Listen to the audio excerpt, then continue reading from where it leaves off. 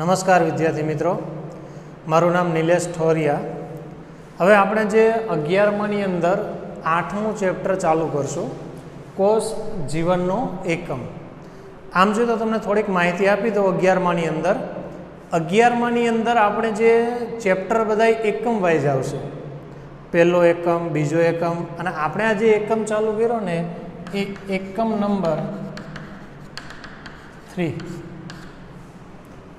એકમમાં જે ડિવાઈડ કરવાનું એનું મુખ્ય કારણ શું કે આખી સિક્વન્સ એની સાથે સંકળાયેલી હોય. હવે આજે એકમની અંદર આપણે ચાલુ કરશું ત્રીજું એકમ. એમાં ચેપ્ટર પહેલું કોષ આવશે, ત્યાર પછી જે મોલેક્યુલને લગતું આવશે, અને એના પછી જે એની જે કોષ વિભાજનની સંરચના આવશે.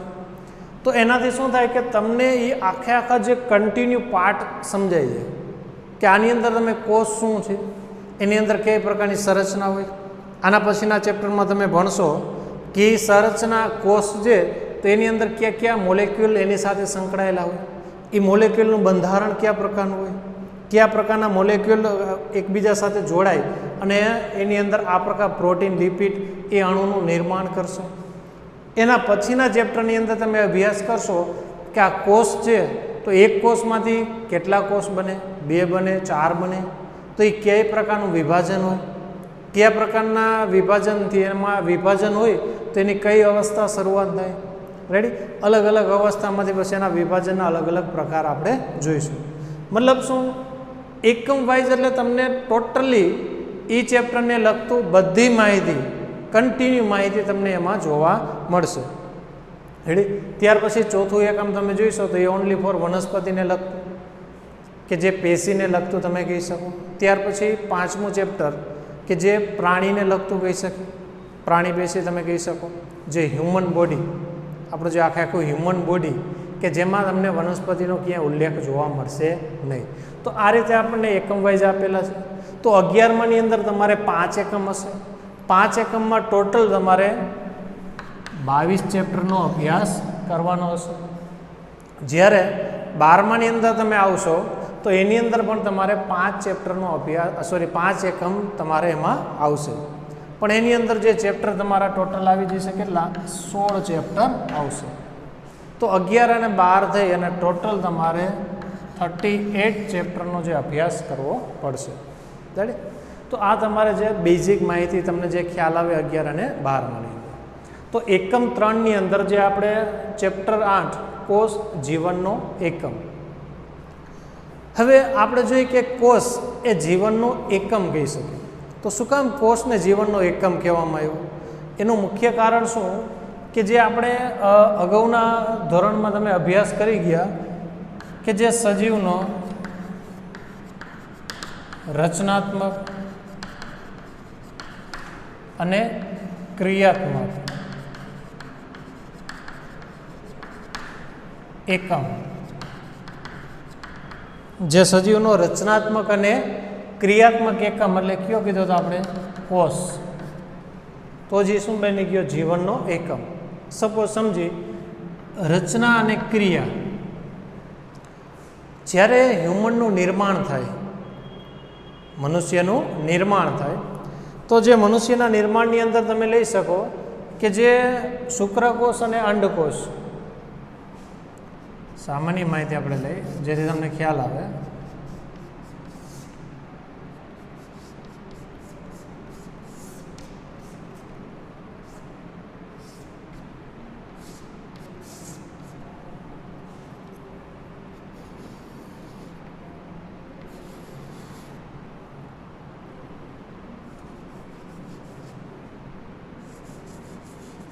આ જે સ્ત્રીની અંદરનો જે ભાગ આપણે લઈ શકીએ. હવે આની અંદર શું હોય કે આ જે શું ઉત્પન્ન થઈ છે? આપણા જે અંડકોષ ઉત્પન્ન થાય. હવે આ જે અંડકોષ અહીં ઉત્પન્ન થઈ, હવે એ અંડકોષ ઉત્પન્ન થઈ અને આ રીતે અહીંયા વહન થશે. હવે અહીંયાથી શું દાખલ થઈ છે? શુક્રકોષ દાખલ થાય. હવે આ બે એકબીજા સાથે અહીં શું થાય? જોઈન્ટ થઈ છે. એક અંડકોષ એની અંદર અહીં શું દાખલ થાય? શુક્રકોષ દાખલ થઈ છે. અને એક નોર્મલી એક કોષ બનશે કે જેની અંદર અહીંયા તમને લઉં, એક આજે શુક્રકોષ લઈ લ્યો અને ત્યાર પછીનો એક આ અંડકોષ.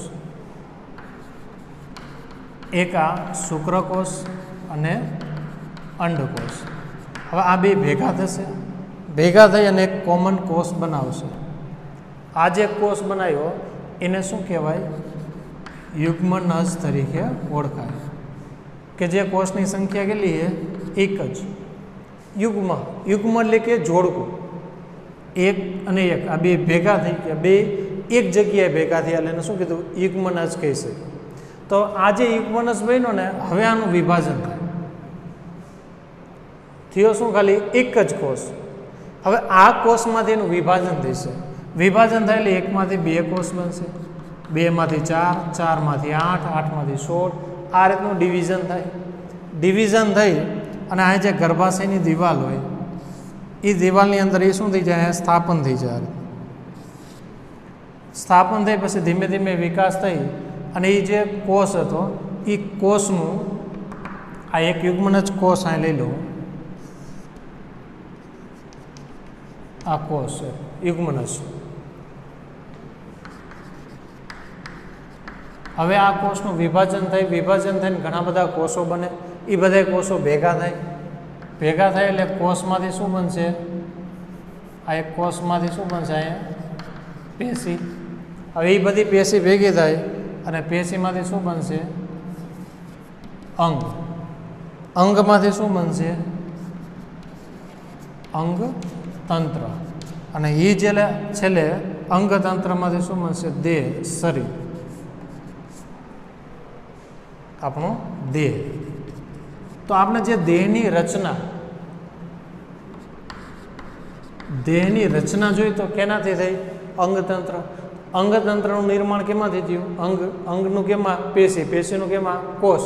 તો જે દેહ બન્યો તો શરૂઆત ક્યાંથી? દેહની કોષથી. એટલે જ એ કોષને આપણે કેવો એકમ કીધો? રચનાત્મક કહી શકીએ. તો આ રીતે વિભાજન થઈને આ રીતે જે ભ્રૂણ બનશે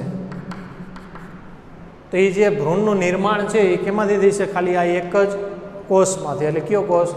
યુગ્મનજ આપણે કહી શકીએ. તો આ જે યુગ્મનજમાંથી જ આખા દેહનું નિર્માણ થાય. તો એક કોષમાંથી આખો દેહ બની ગયો તો એ કોષને આપણા જે રચનાત્મક ભાગ તરીકે કહી શકીએ, માટે એને રચનાત્મક એકમ કીધો. એનાથી આગળ કે જે ક્રિયાત્મક એકમ. ક્રિયાત્મક. હવે ક્રિયાત્મક એટલે શું? કે કાર્ય કરવા માટે. રચનાત્મક એટલે એનું જે સ્ટ્રક્ચર, રચનાના કે એનું જે સ્ટ્રક્ચર બનાવવા માટે કે એની રચનાનું નિર્માણ કરવા માટે આપણે કહી શકીએ. હવે કાર્યાત્મક એટલે કે એનું કાર્ય. સપોઝ ધારો કે કોષમાંથી પેશી બને. હવે પેશી બની કેમાંથી? કોષમાંથી. પેશી જે કામ કરશે હકીકતથી કામ કોણ કરે? કોષ. પેશીમાંથી અંગ બન્યું. અંગ જે કામ કરશે એ કોણ કરશે? પેશી. પણ પેશી છેલ્લે કેમાંથી બની? કોષમાંથી. સમજાય? કે ધારો કે આપણો જે હાથ લઈ લ્યો, આખે આખો જે હાથ. હવે હાથ આપણે જે મૂવમેન્ટ કરી, આખે આખો હાથ મૂવમેન્ટ, પણ હાથ હકીકતમાંથી બન્યો કેમાંથી? કોષમાંથી. હાથ બન્યો કોષમાંથી. તો આપણે જે કામ કરી પણ હકીકતમાં એ કામ કોણ કરે? કોષ. દરેક કોષ શું કરે? કામ કરે. એ પ્રમાણે જે મગજમાંથી આપણને સંદેશા મળે તો મગજમાંથી સંદેશા આપવાનું કામ કોણ કરશે? કે જે અંતઃસ્ત્રાવ. પણ એ અંતઃસ્ત્રાવ ઉત્પન્ન કેમાંથી થશે? સેલમાંથી, કોષમાંથી. તો અલ્ટિમેટલી જે કહી શકીએ છેલ્લો ભાગ, જે લાસ્ટ ભાગ આવશે શું? કોષ. કોષ જ જે તે કાર્યનું શું કરે? નિયંત્રણ કરે. એના આધારે જ આપણે મૂવમેન્ટ કરી શકીએ. પણ આ બધા કોષો ભેગા થઈને એક ભાગ બન્યો, અંગ બન્યો, જેથી આપણે કામ કરીએ તો આપણને એમ લાગે કે આપણો જે હાથ અંગ કામ કરે, પણ એ અંગ બન્યો કેમાંથી? કોષમાંથી. તો એ કોષ કામ કરશે તો જ તમારું અંગ કામ કરશે. ક્લિયર? તો ક્રિયાત્મક એકમ, કેમ કે છેલ્લે કામ કોણ કરે? કોષ. માટે એ કોષને કેવો એકમ કીધો? ક્રિયાત્મક એકમ કીધો. એટલે જ આપણે લઈ શકીએ જીવનનો એકમ. શું કામ જીવનનો એકમ કીધો? આ યુગ્મનજ છે. ધારો કે આ યુગ્મનજનું નષ્ટ કરી નાખે, આ યુગ્મનજ જ ન બને તો વિભાજન ન થાય. વિભાજન ન થાય પેશી ન બને. પેશી ન બને તો અંગ ન બને. અંગમાંથી અંગતંત્ર ન બને અને છેલ્લે દેહનું નિર્માણ થાય નહીં. દેડી? તો જે દેહના નિર્માણ માટે કે જે જીવનનો એકમ શું છે? આપણો કોષ. એના વગર બીજું કાંઈ શક્ય નથી. કોષ જ છે તો એમાંથી જ સજીવનું નિર્માણ થઈ છે, રચના થઈ છે, અને એ જ કોષ સજીવના શું કામ મળશે? કાર્ય માટે મદદ કરશે. એટલે જ એને સજીવનો રચનાત્મક અને ક્રિયાત્મક એકમ કહેવામાં આવે. રેડી? આજે આપણે થોડીક માહિતી કોષ વિશે જોઈ લીધી. હવે આપણે આ ચેપ્ટરની અંદર કયા મુદ્દાનો અભ્યાસ કરવાનો, પછી આપણે ચેપ્ટર ચાલુ કરશું. પણ જસ્ટ તમે સમજી લ્યો કે આખા ચેપ્ટરની અંદર તમારે કયા મુદ્દાનો જે અભ્યાસ કરવાનો એ જોઈ લઈએ આપણે.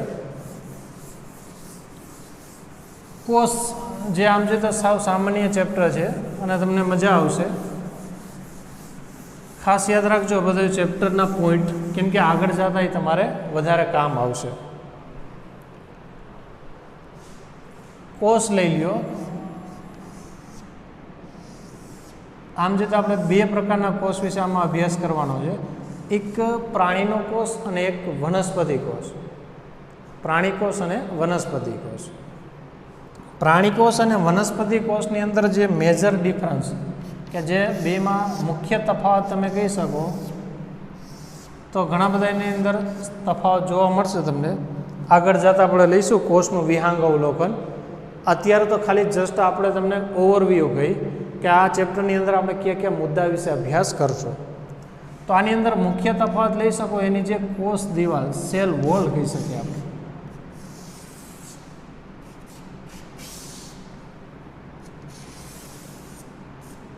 ખાસ યાદ રાખજો કે ચેપ્ટરની અંદર જે તમને અમુક જે શબ્દ આપેલા હોય, ધારો કે કોષ, તો જેનો ઇંગ્લિશ શબ્દ શું થાય? સેલ. તો આવા ઘણા બધા જે પોઈન્ટ આપેલા હોય શબ્દ, એને બ્રેકેટની અંદર, કાઉન્સની અંદર એના ઇંગ્લિશ શબ્દ આપેલા હોય, તો એ પણ ખાસ યાદ રાખજો. કેમ કે નીટની અંદર 3 થી 4 ક્વેશ્ચન તો એ ઇંગ્લિશને લગતા જ પ્રશ્નો હોય. તો આપણે જ્યારે આ ચેપ્ટરની શરૂઆત કરી તો સાથે સાથે એની પણ ટેવ પાડી કે જે શબ્દ હોય તેની બાજુમાં જે ઇંગ્લિશ શબ્દ હોય ને એ યાદ રાખવા. કેમ કે ઘણા બધા એવા પ્રશ્નો છે કે જે ઇંગ્લિશને લગતા એમાં પૂછાઈ ગયા, જે આગળ જતાં હું તમને કહીશ કે આ પ્રશ્ન જો નીટમાં આવી ગયો, આ ક્વેશ્ચન નીટમાં આવી ગયો, જેથી તમને થોડોક આઈડિયો આવે. કેમ કે નોર્મલી બધાને મેન્ટલી એ પ્રકારનું હોય, નીટ એટલે બહારનું. હવે તમે જે બ્રેકેટની અંદર જે ઇંગ્લિશના શબ્દ હોય, હવે એ તમે વાંચો જ નહીં. હવે એવા 3-4 પ્રશ્ન આવી ગયા તો તમને એમ લાગે કે ઓહો, ઘણું બધું બહારનું હતું. પણ હકીકતમાંથી કેમાંથી હોય? ટેક્સ્ટ બુકમાંથી ન જોઈ. રેડી? એટલે એ ખાસ યાદ રાખજો. રાઈટ? એટલે આગળ આવશે ત્યારે આપણને હું તમને જાણ કરીશ કે આ જગ્યાએ આ પ્રશ્ન નીટમાં પૂછાઈ ગયો, એટલે જેથી તમને થોડો ખ્યાલ આવે કે આવા પ્રકારના પ્રશ્ન નીટમાં પણ આવી શકે. હવે જોઈએ કે જે સેલની અંદર એક સેલ તમે લઈ શકો પ્રાણી સેલ, પ્રાણી કોષ, અને બીજો સેલ લઈ શકીએ આપણે વનસ્પતિ કોષ.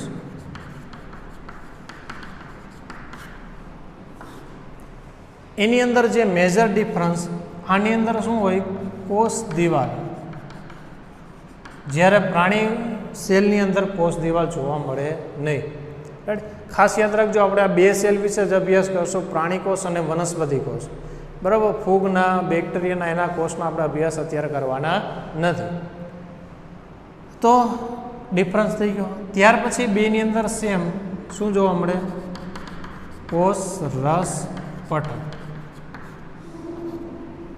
હવે જો નામ છે એ બધા એ જે સંરચનાના આધાર આપેલા. સપોઝ આ કોષ હોય, કોષની અંદર અહીં શું હશે? સેન્ટરમાં કોષ કેન્દ્ર. આ બધી માહિતી તમારા જે 9મા 10મા ધોરણની અંદર તમે અભ્યાસ કરી લીધો. કોષ કેન્દ્ર, આમાં પણ સેન્ટરની અંદર કોષ કેન્દ્ર. આમ જે આમાં સેન્ટરમાં ન હોય, કેમ કે આમાં એક રાજધાની આવશે, એટલે એ બાજુની અંદર આપણે લઈ શકીએ. આમાં આપણે સાઈડમાં કોષ કેન્દ્ર કહી શકીએ. ત્યાર પછી આની અંદર જે લિક્વિડ ફોર્મમાં હોય,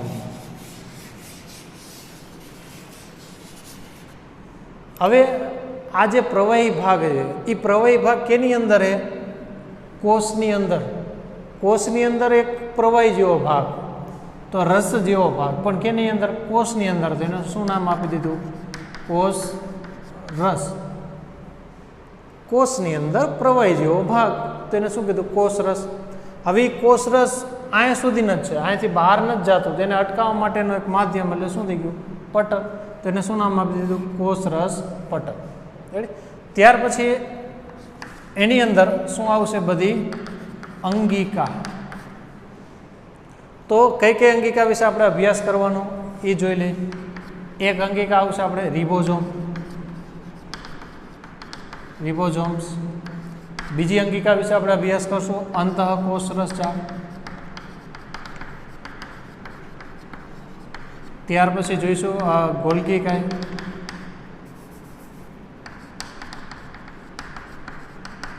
ત્યાર પછી લાઇસોઝોમ. એના પછી જોઈશું કણાભસૂત્ર. એના પછી આપણે જોઈશું હરિતકણ. ત્યાર પછી પક્ષમ અને કસા.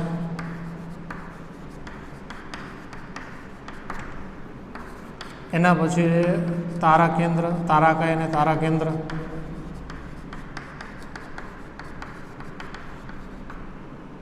એના પછી કોષ કેન્દ્ર અને લાસ્ટ જે રંગસૂત્રના પ્રકાર. જે 10 પોઈન્ટ ત્યાર પછી વચ્ચે આવશે કોષ દિવાલ અને કોષરસ પટલ. બરાબર? તો 11-12 પોઈન્ટ જે આપણે આખા ચેપ્ટરની અંદર જોવાનું. રિબોઝોમ, કેમ કે આની અંદર મોસ્ટ ઓફ અમુક અંગિકા તમારે 9મા 10મા ચેપ્ટરની અંદર આવી ગઈ કે જેના વિશે તમે અભ્યાસ કરી જ લીધો હોય કે આ જે અંગિકા હોય તો આ પ્રકારની સંરચના, એનું બંધારણ આ પ્રકારનું હોય, રેડી? કઈ જગ્યાએ જોવા મળે. તો આ બધી માહિતી, થોડી માહિતી તમારે 9મા 10મામાં આવી જ જાય. બસ એ જ માહિતી આપણે થોડીક આમાં થોડાક પોઈન્ટ જે 9મા 10મામાં આવતા, અમુકમાં તો એને રિલેટિવ જ પોઈન્ટ આવશે, થોડાક 1-2 પોઈન્ટ જે બહારના પોઈન્ટ આવશે આપણે, બાકી બીજું કાંઈ નહીં આવે. રેડી? એટલે સાવ સહેલું ચેપ્ટર આપણે કહી શકશું. તો એની અંદર આપણે રિબોઝોમ્સ કેનું સંશ્લેષણ કરે, કઈ જગ્યાએ હોય. રેડી? ત્યાર પછી અંતઃકોષરસ જાળ, અંતઃ કોષની અંદર તો અંતઃકોષરસ જાળ. ગોલ્ગી કાંઈ કોષ કેન્દ્રની નજીક હોય. રેડી? લાઇસોઝોમ કામ શું? જે પાચનનું કામ કરે. પાચન એટલે શું? એ તમે ઓલરેડી એક ચેપ્ટરનો અભ્યાસ કરો છો કે પાચન અને અભિશોષણ. તો એમાં પણ આ મહત્ત્વનું કામ કરે લાઇસોઝોમ. કણાભસૂત્ર જે તમે શીખી ગયા કે જેને આપણે શું કહીએ? Power house, શક્તિઘર. શક્તિ એટલે શું? અત્યારે હું જે બોલું તો મારા શરીરમાં શું ઉત્પન્ન થાય? એનર્જી. એ એનર્જીના હિસાબે જ હું શું કરી શકું? બોલી શકું, હાથનું મૂવમેન્ટ કરી શકું. તો આ બધું કોણ કરશે? કણાભસૂત્ર. એ શક્તિ ઉત્પન્ન કરશે, એ શક્તિથી કામ થઈ છે. હરિતકણ જે કેમાં જોવા મળે? સેલ, વનસ્પતિ સેલની અંદર, પ્લાન્ટ સેલની અંદર કહી શકું. પ્રકાશ સંશ્લેષણનું કામ કરે. મનુષ્ય પ્રકાશ સંશ્લેષણ નથી કરતા, એનું કારણ શું? આપણામાં હરિતકણ જોવા મળે નહીં. પક્ષમ અને કસા. તો પક્ષમનું બંધારણ અને કસા એક કામ પ્રચલન અને એક હલનચલન સાથે સંકળાયેલો ભાગ કહી શકે. તારાકાય અને તારા કેન્દ્ર જે વિભાજનનું કામ કરે. વિભાજન મતલબ શું? કે જે મેં તમને અગાઉ વાત કરી હતી કે જે યુગ્મનજ એક સેલ હતો, એકમાંથી કેટલા કોષ થાય? 2 કોષ. 2માંથી કેટલા થઈ છે? 4. આના 2 અને આના 2. ટોટલ કેટલા થયા? 4 સેલ. તો એકમાંથી 2 ઓટોમેટિક થાય? નહીં. તો આને શું કરે? આ ખેંચે. એકમાંથી 2 થવા માટે શું કરે? 2ને ખેંચે અને એકમાંથી 2 સરળતાથી થઈ જાય. તો એ ખેંચવાનું કામ કોણ કરશે? તારાકાય અને તારા કેન્દ્ર. ત્યાર પછી કોષ કેન્દ્ર જે મેન ભાગ કહી શકીએ, સેન્ટર ભાગ. તો એ કોષ કેન્દ્રની અંદર શું હોય? તો એની અંદર કોષ કેન્દ્રિકા, કોષ કેન્દ્ર રસ. ત્યાર પછી મહત્ત્વનો ભાગ કહી શકીએ આપણે, શું હોય આપણું? રંગસૂત્ર. કેમ કે એ જ રંગસૂત્ર કેના માટે જવાબદાર હોય? આનુવંશિકતા.